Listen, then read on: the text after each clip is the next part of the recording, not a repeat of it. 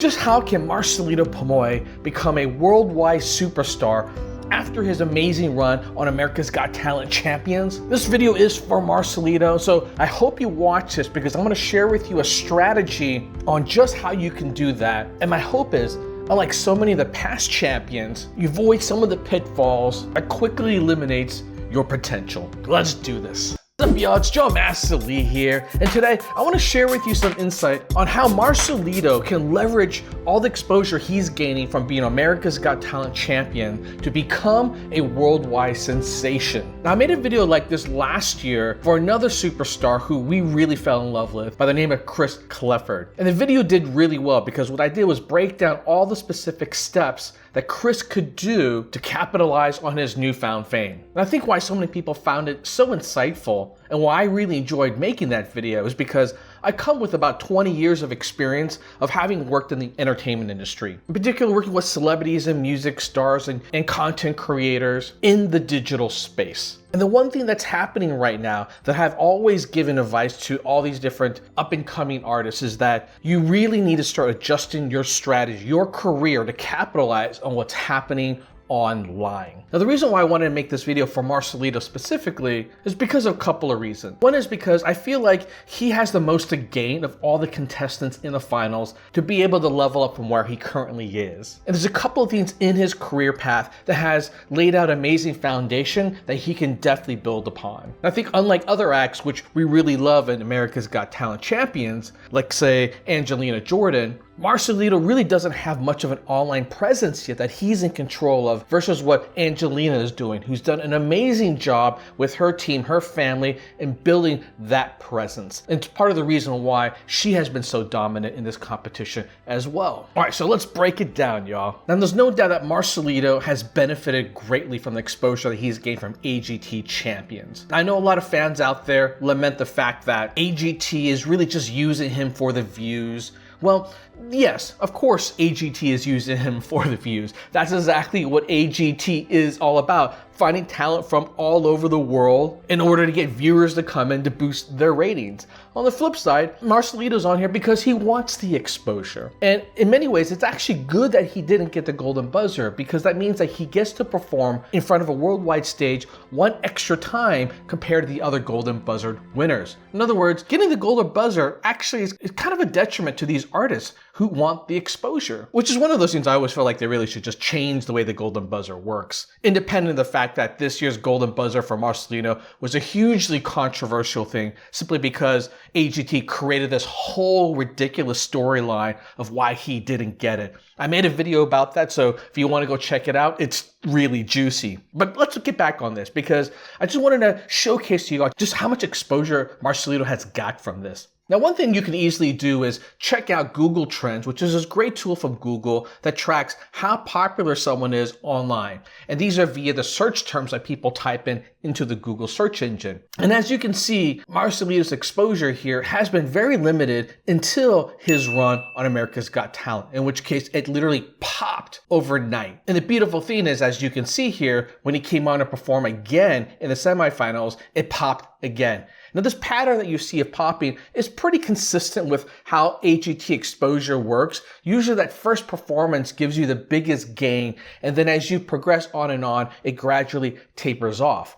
Well, this particular exposure that he's gained is actually 3 times more than his last big pop, which was back in 2018 when he was on The Ellen Show, a really popular show in the United States, but mind you, nothing close to the kind of exposure that AGT provides.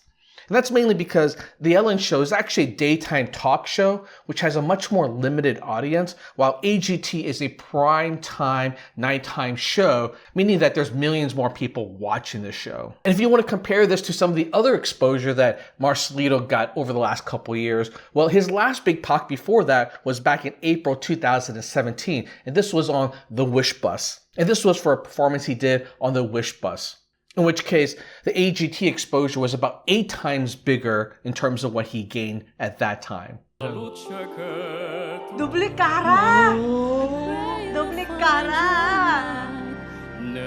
So what you see here is that he has a really huge fan base here in the United States. What's even more interesting is that if you take a look at this from a worldwide perspective, you actually see here that Marcelito's fan base is not just in America. America's Got Talent has become a global sensation. And what Marcelito has done here is build a huge fan base in the Middle East and also in Asia. So why is he so popular in these particular countries? Chances are these particular countries have a huge number of Filipino people that live there, often have Filipinos who have left their country to work overseas. So there's a huge population of fans all over the world, pockets of Filipinos who are following Marcelito. I think if you were to look in the United States, he probably has a really big fan base in California, simply because there's a lot of Filipino people that live in California. And so that has been his established base of fans for a good number of years. And AGT has definitely expanded that way beyond that so that there's a lot more diverse fan base that exists today. And you gotta admit, he's got a really novel act here as well. Be able to sing with two different voices. Now I hear a lot of comments from Filipinos who say that, well, this is pretty common in the Philippines, not that big of a deal.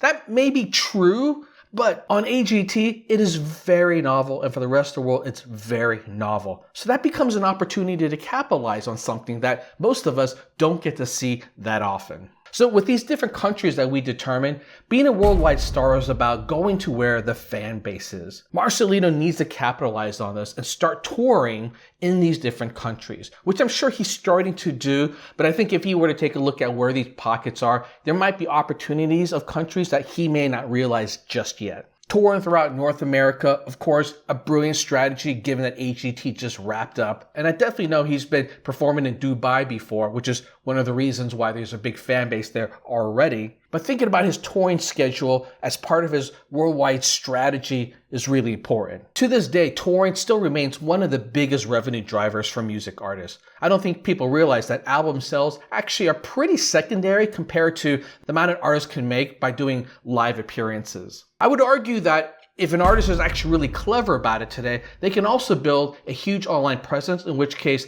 that presence could actually generate a bigger chunk of revenue as well. And let's get into that. The game changer here obviously is becoming an online sensation. And this is one thing I feel like Marcelito really missed out on as his rise to fame has been documented over the last couple of years. Given the fact that this dude is a viral sensation with literally some of the most watched videos ever online, and given that he's a darling among reactors, I mean, if you take a look at a number of reaction channels out there, including ours, Marcelito's videos are consistently some of the top performers.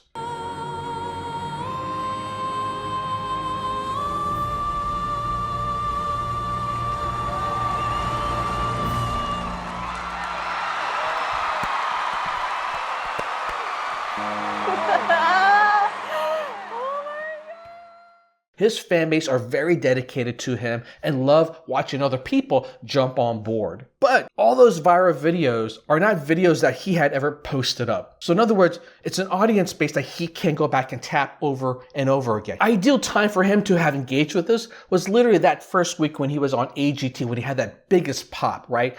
Building an online presence then and really getting people to follow him on YouTube, Instagram, Facebook. I mean, I would say YouTube and Facebook as the primary driver first, because those two platforms are definitely the most popular right now in the Philippines. He needs to be able to start communicating with people on a regular basis. I think there might still be a stigma among people who are coming up in the entertainment space, thinking that, well, being a YouTube star isn't as glorious as being a true music star. And the thing is that that thinking no longer is valid anymore. The truth is, all the biggest stars are trying to find a way to get onto YouTube to build their presence. Let's take a look at some examples about that. Now, in America, one of the big late night talk show hosts is Conan O'Brien. And he has this cable show that is actually really, really funny. He's been on for a good number of years, but in the last couple of years, he's dramatically changed the show format so that he creates more bite-sized content that works better online. He does a lot more travel vlogs, something that he's never done before. He does a lot less of these skits that are very packaged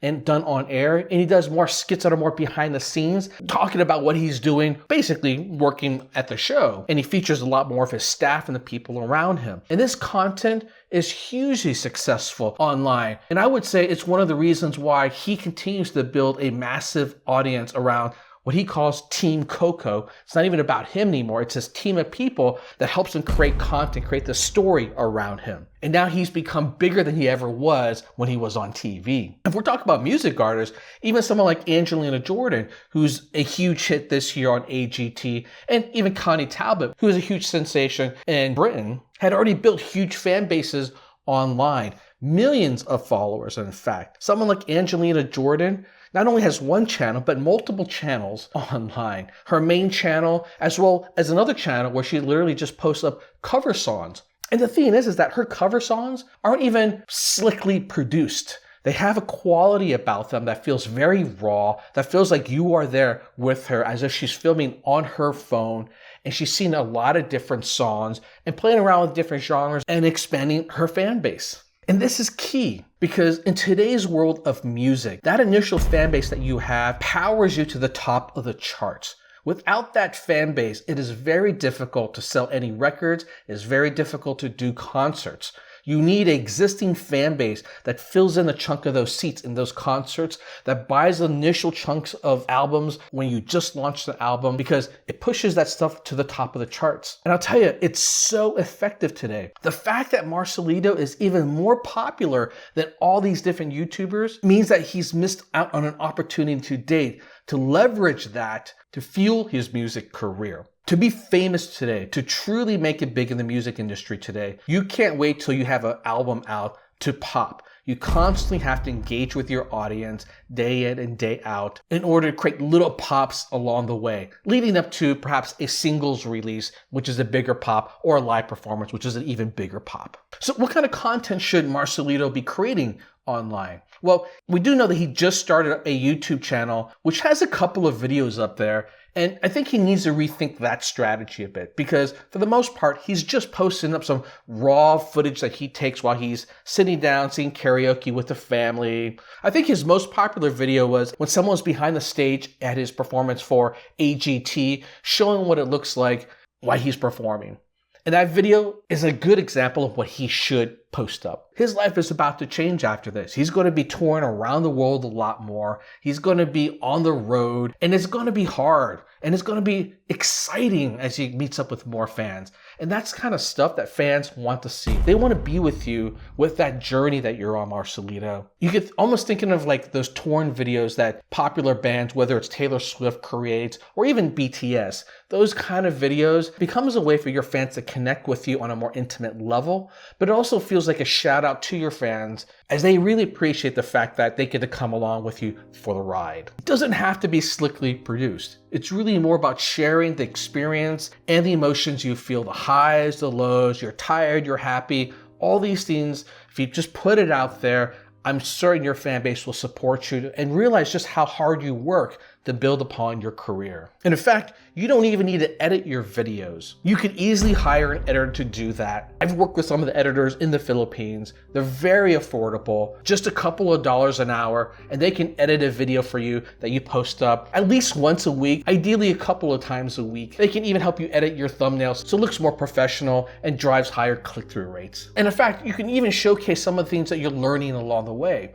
As an example, we know that you have a challenge speaking English, which is okay, but I think if you want to become a global sensation, especially if you want to perform more in the United States, being able to speak English or be comfortable speaking English, even if you don't speak it well, will become a huge strength for you. And that process of learning English could definitely be something you post online so that your fans can see how you're trying to connect with a larger audience. So there you go, Marcelito. Just some of the advice that I have in terms of how you can become a global sensation after your run on AGT Champions. It is all about building an online presence, engaging with fans on a regular basis, and really making sure they come with you along for the ride.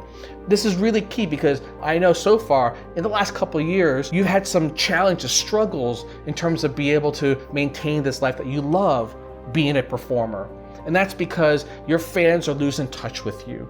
You can have a very long career spanning decades, like some of these bands that have lasted forever in America, whether it's the Grateful Dead or the fans that follow Jimmy Buffett. My point is that to become a perennial legend, it's not just exposure you're looking for here, it's a connection with the fans that the online world is now providing. Good luck, Marcelito. Wishing you the best.